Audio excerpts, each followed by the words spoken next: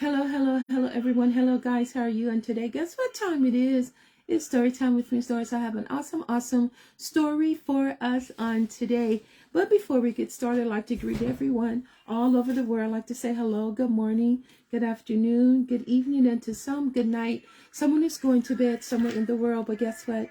You are just in time for story time with Miss Doris. Shout outs to all of you out there that are celebrating a birthday on today. Happy birthday to you. I hope you're having an awesome day. I'm going to go ahead on and get started with our story. Today's story we're going to be reading is Stand Up, and this is 10 mighty women who made a change. Today's story we're reading is Stand Up, is our story we are reading for today. I'm going to go ahead on and get started with our story. Moms, Dad, Nanas, Papas, TT, Uncles, Cousin, go ahead on and have a seat while Miss Doris reads you a live story on today. When you stand up for what you believe in, you don't stand alone. This book is illustrated. It's written by Brittany Cooper, illustrated by Kathy Ann Johnson. When you were born, you couldn't do anything but look cute and cry. But when you learn to sit up, and that's not easy, you had to practice. You stumble and you fail. You hit your head a lot. Ouch!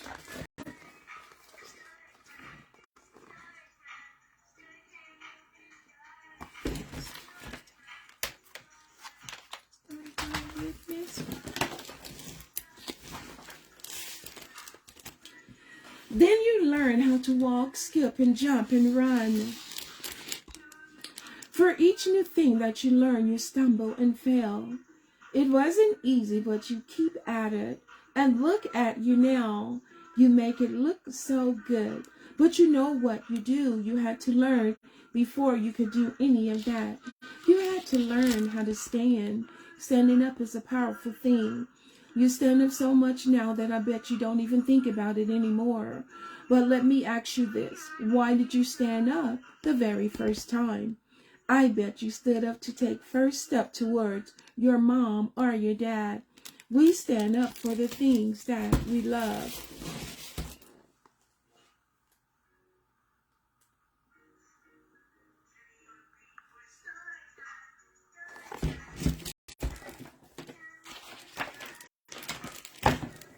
Stand up means more than using your legs and feet. You can stand up to help your family, your friends, and your neighbors.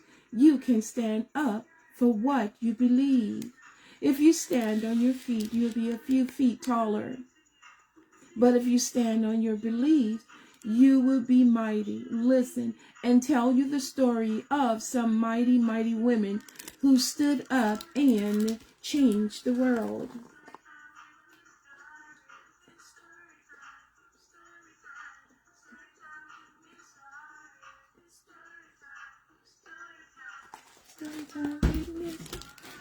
Storytime, it's storytime.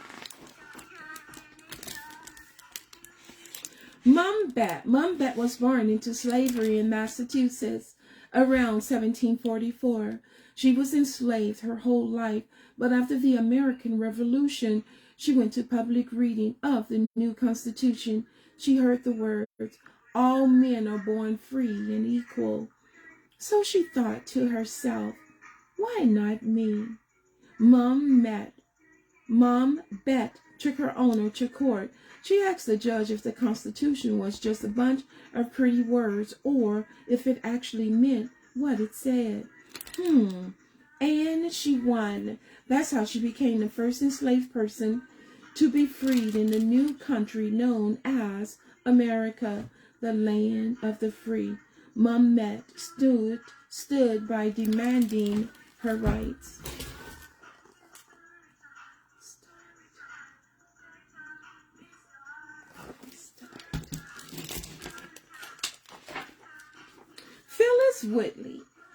Phyllis Whitley was born in Africa, but in 1761, at the age of 8, she was stolen from her family, chained on a ship, and sent to America.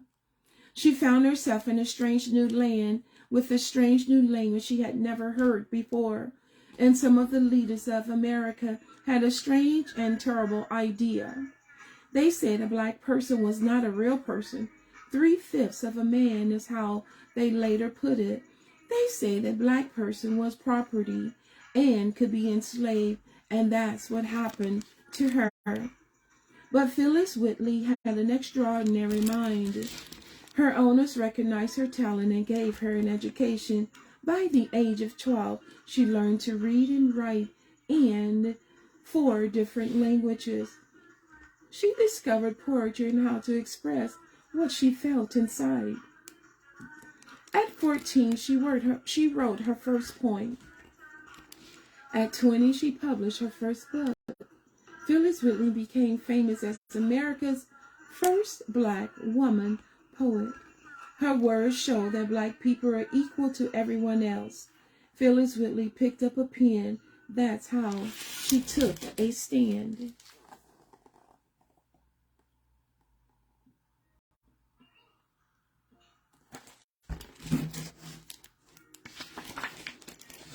Ida B. Wells.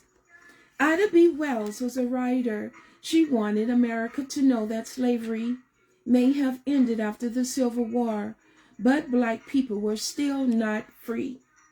They lived in terror of the night. That's when the racist cowards hid their faces and brought ropes and torches to let black people know what could happen if they stood up or spoke out.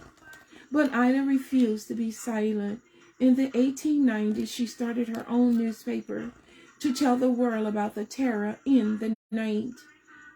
Angry mobs destroyed her office and smashed her printing press, but Ida refused to back down. She traveled the country speaking and writing and organizing protests, letting racists know they could never hide from her pen. Ida B. Wells stood up by speaking out.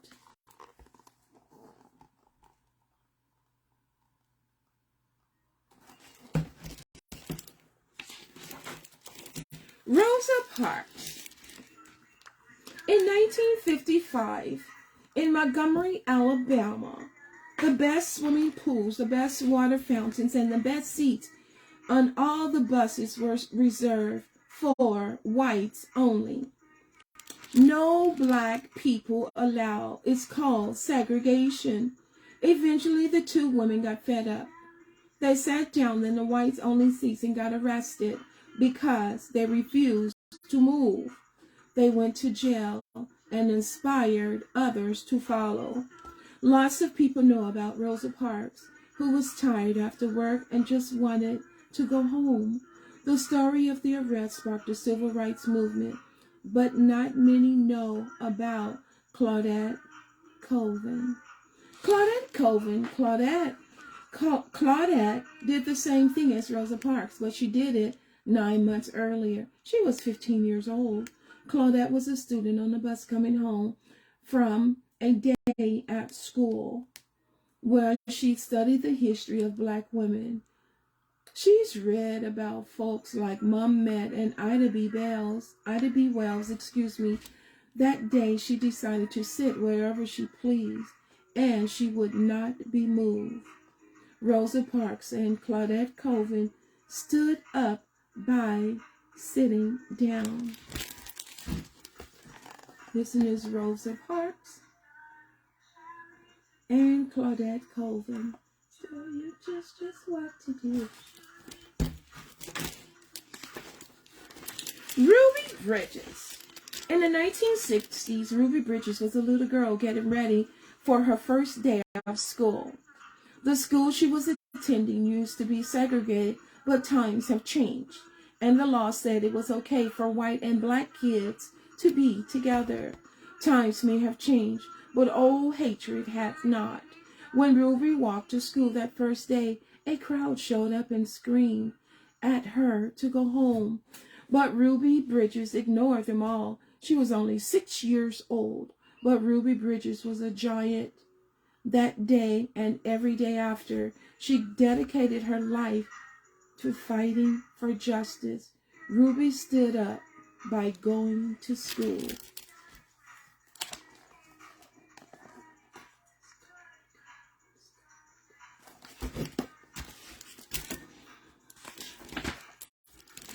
Prather Hall. In the 1960s, a Philadelphia preacher named Prather Hall believed the best way to stand up in a democracy was to make every vote count. She wanted to recognize to have black people vote, and one Sunday in church, she preached about what the world would look like if everyone was equal and what a better place that would be. She started with the words, "I have a dream." The Reverend Martin Luther King Jr. was in that church and thought her words were so powerful that he carried him to the steps of the Lincoln Memorial. And on August 28, 1963, he preached them to the world. Prather Hall stood up by preaching. There's Prather.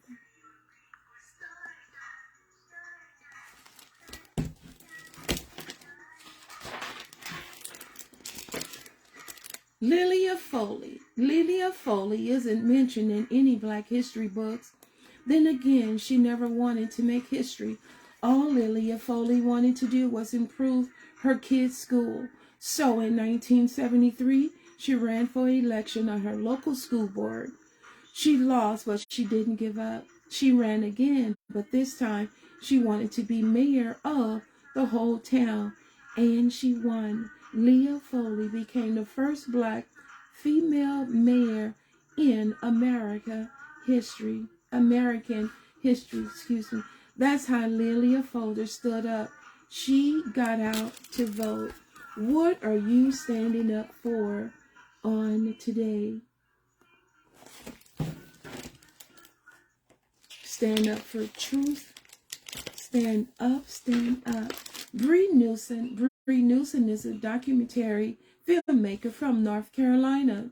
Documentaries are movies about the real world. A filmmaker looks for powerful stories and images that affect our lives. Bree saw one of those images flying over the Capitol building of South Carolina. It was the Confederate flag, the symbol of South during slavery. The Civil War ended 150 years ago. Slavery was outlawed, but that flag was still being displayed as if it were something to be proud of. To Bree, that image meant hatred and pain. So Bree gave the world an image that was even more powerful. On June 27, 2015, she climbed that flagpole, and that was no small feat. It was 30 feet high. She shouted, "This flag comes down today." And she slid down that pole with the Confederate flag crumbled in her hands. She was arrested, and the flag went back up. But do you know what happened next? The outpouring of support for Bree was so great that South Carolina was shamed into removing the flag for good. Bree Newsom stood up by climbing high.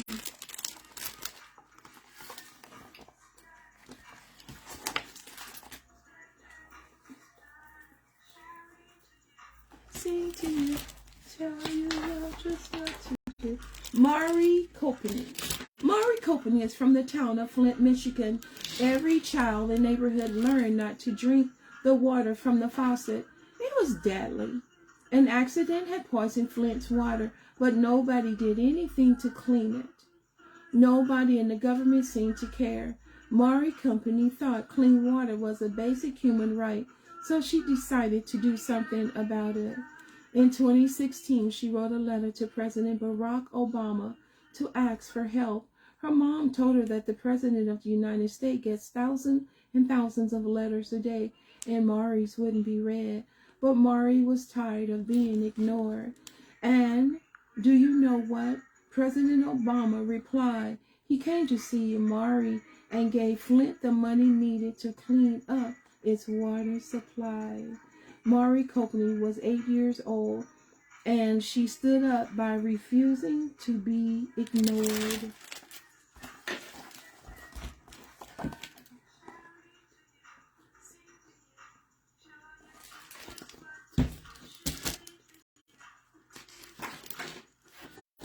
Each of these women changed the world for the better, but they weren't alone. They were many, many more who took a stand in their own lives in their own way, and there will be many, many more to come. So now I've got a question for you. When you look around at your world, what do you see? What's the good? What's the bad? What do you love? How would you help? What's the change you wish and could happen? Whatever it is, it will start when you take a stand. I'll read that again. So now I have a question for you. Well, let's do the other part. Each of these women that we read about changed the world for the better, but they weren't alone. There were many, many more who took a stand in their own lives, in their own way, and there will be many, many more to come. So now, here's the question to you. When you look around at your world, what do you see? What is good? What is bad? What do you love? And how would you help? What's the change you wish could happen? Whatever it is, it will start when you take a stand. This was an awesome, awesome book that we read on today. 10 women who took a stand.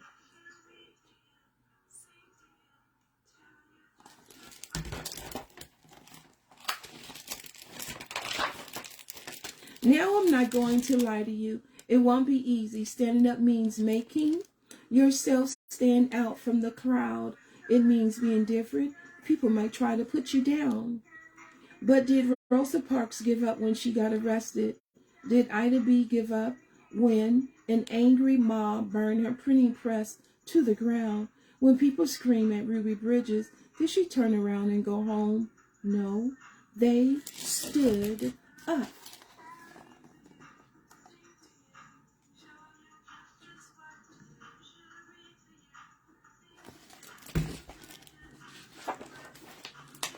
Remember this, when you stand up for what you believe, you don't stand alone. You're standing on the shoulders of the mighty ones who came before you. So don't back down. History has your back.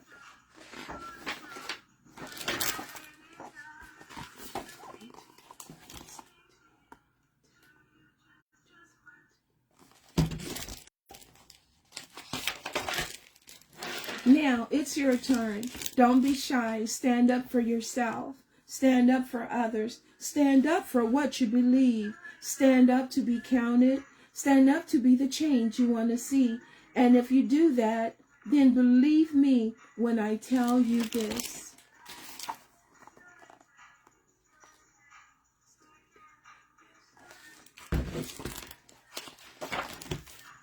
You will be mighty. You will be going. You're going to change the world.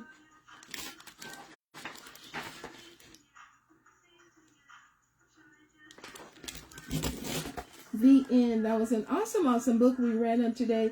Stand Up. 10 mighty women who came, who stood up, and who made a change. What change are you making on today? What are you standing up for? Make sure you're standing up for your rights. Make sure you voice your opinion. Your opinion is your opinion. Even though you voice your opinion, you're still making a change. I enjoy reading you guys this awesome, awesome Black History story on today. Remember, make sure you're practicing safety first at all times. Take care. Have an awesome, awesome weekend. God bless you all. Remember, if you're not smiling on today, I hope once you see Miss Storytime smile that you are smiling. Excuse me. Take care. Have an awesome weekend. See you on next week. Don't forget, share Storytime videos with your family and friends. God bless you all.